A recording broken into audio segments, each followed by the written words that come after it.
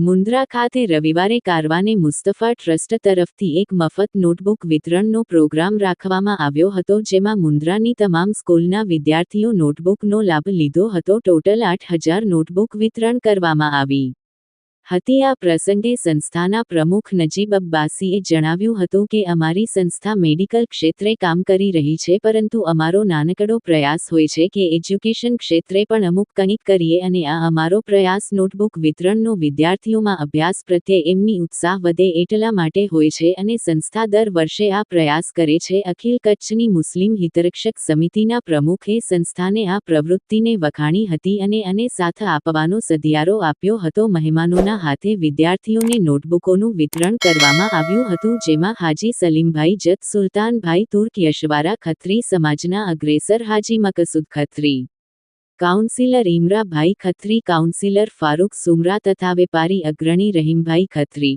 ઓવેશ ખત્રી, ભરત પાતારિયા, સંસ્થાના ડોક્ટર અનીશ આગરિયા સાહેબ અને સંસ્થાના ટ્રસ્ટીઓ ઇબ્રાહીમ જત અને ખત્રી બિલાલભાઈ એડવોકેટ, સિરાજ મલેક સહિત હાજર આગેવાનોના હાથે નોટબુકોનો વિતરણ કરવામાં આવ્યું હતું. આ મુન્દ્રાની તમામ સ્કૂલના છોકરાઓએ લાભ લીધો હતો. કોઈ જાતના ભેદભાવ વગરનું વિતરણ કરવામાં આવ્યું હતું.